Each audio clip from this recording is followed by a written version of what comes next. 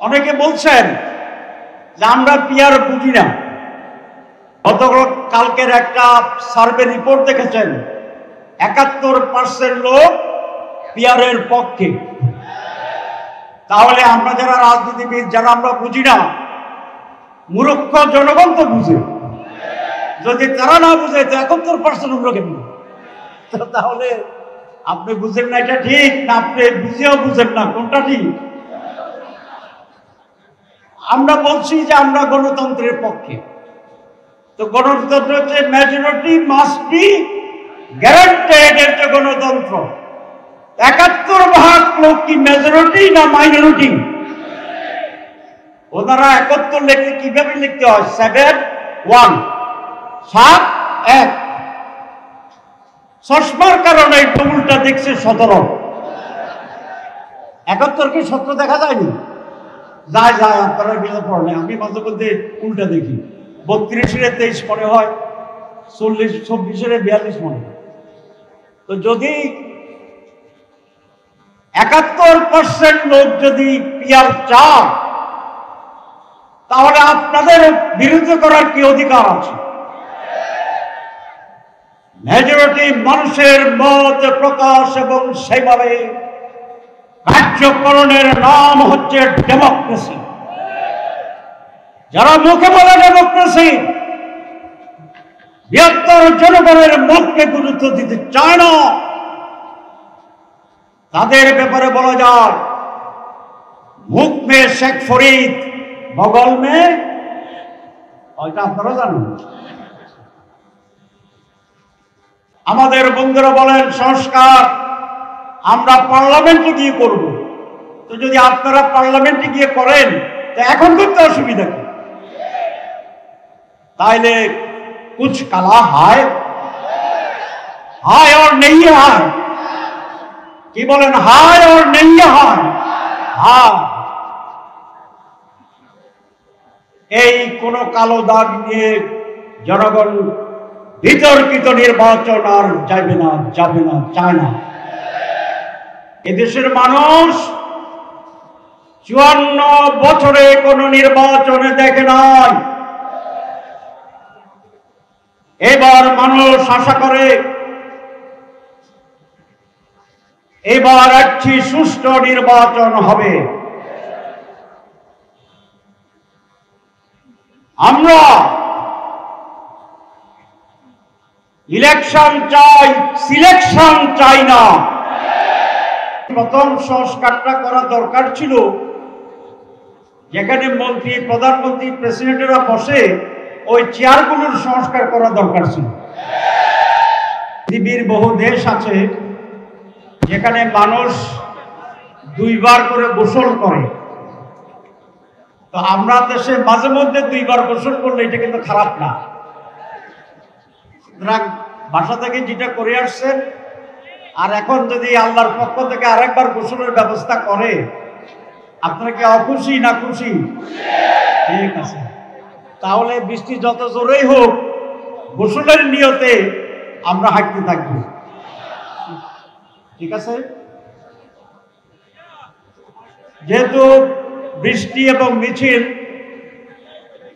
আমি সেই জন্য বক্তব্য রাখবো না, কিছু কথা বলতে চাই। এই সরকার আসার পরে প্রথম কথা বলেছিল যে তারা সংস্কার করবে। আমি এখন দেখি প্রথম সংস্কারটা করা দরকার ছিল যেখানে মন্ত্রী, প্রধানমন্ত্রী, প্রেসিডেন্টরা বসে, ওই চেয়ারগুলোর সংস্কার করা দরকার ছিল। কারণ ইতিহাস, বাংলাদেশ ইতিহাস এটা বলে, যারা ওই চেয়ারে বসে ওরা আগে যাই থাকুক, চেয়ারে বসার পরে আওলা জাওলা হয়ে যায়। এই জন্য নতুন সরকার আসলে এখানে ভালো করে পরিষ্কার করে জিন ভূতের দোয়া পড়ে গলায় তাবিজ পরাইয়া আমাদের দেশের উপদেষ্টা, মন্ত্রী, প্রধানমন্ত্রীকে বসাইলে কিছুটা হইলেও সঠিকভাবে দেশ চালাইতে পারবে। আজকে সমাবেশ কেন? নির্বাচনের দাবিতে না। নির্বাচন যে তারিখে দিচ্ছে এটা ঠিক আছে, আমরা তার আগেও নির্বাচন চাইছিলাম, ডিসেম্বর হইলেও আমরা ঠিক করতাম, কিন্তু আমরা তো নির্বাচন চাই। কি বলেন? এদেশের মানুষ 54 বছরে কোনো নির্বাচনে দেখে নাই। এবার মানুষ আশা করে এবার একটি সুষ্ঠু নির্বাচন হবে। আমরা ইলেকশন চাই, সিলেকশন চাই না। এই নির্বাচন একটি ডিজাইনের মাধ্যমে সম্পন্ন করে জনগণের ভোটাধিকারকে আবার হরণ করার পায়তারার ষড়যন্ত্র চলছে। যদি সেরকম তৈরি করা নির্বাচন হয়, বিদেশের ডিজাইনে নির্বাচন হয়, তাহলে বাংলার মানুষ জীবন এবং রক্ত দিয়ে একটি সুষ্ঠু নির্বাচন আদায় করবে ইনশাআল্লাহ। আমরা আবারও বলতে চাই মাইকে, বাংলাদেশ জামাত ইসলামী নির্বাচনে যেতে চায়,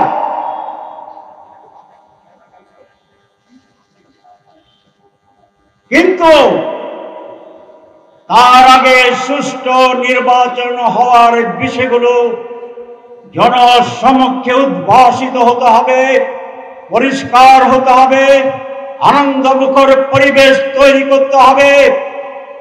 সরকার যেই ঘোষণাপত্র দিয়েছে, একটি মাত্র দল অভিনন্দন জানিয়েছে, বাকি সকলে ইতিবাচক বলে বলেছে যদি এটা করা হয়, যদি ওইটা করা হয়, যদি ওইটা করা হয়, তাহলে মেজরিটি দল শর্তহীনভাবে এই ঘোষণাকে গ্রহণ করে না। নির্বাচনে আমরা বলেছি সুষ্ঠু নির্বাচনের জন্য সংস্কার জরুরি। সরকার বলেছে, প্রধান উপদেষ্টা বলেছেন, মাসের পর মাস সংস্কার কমিশন করে আমাদের প্রচুর সময় নিয়েছেন, ব্রেনস্টর্মিং হয়েছে। সব কিছুতে ঐক্যমত্য হওয়ার পরে তারা বলছেন এটার কোনো আইনি ভিত্তি নাই। তাহলে আইনি ভিত্তি যদি না থাকে, তাহলে সংস্কার কি হয়েছে? ইমানের 3 অংশ, মুখে উচ্চারণ, মনে মনে বিশ্বাস এবং কর্মে বাস্তবায়ন। সংস্কারের 3 অংশ, ঐকমত্য পোষণ, আইনি মর্যাদা প্রদান এবং সেটাকে কার্যকর করণ। আমাদের সরকার মুখে স্বীকার করছে, আর 2টা করে না। ঈমান আনছে, সংস্কার হয়েছে। আপনি বলছেন সংস্কার জরুরি, এখন সংস্কার ছাড়া আপনি কি করতে চান? আমরা চাই যে সমস্ত জায়গায় সংস্কারে আমরা একমত হয়েছি, সেটার আলোকে আইনের মাধ্যমে আগামী নির্বাচন হতে হবে। আমাদের বন্ধুরা বলেন সংস্কার আমরা পার্লামেন্টে গিয়ে করব। তো যদি আপনারা পার্লামেন্টে গিয়ে করেন, তো এখন করতে অসুবিধা কি? তাইলে কুছ কালা হায় হায় और नहीं हाय।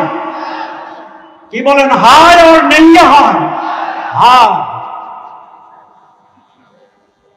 এই কোন কালো দাগ নিয়ে জনগণ বিতর্কিত নির্বাচন আর যাবে না, চায় না।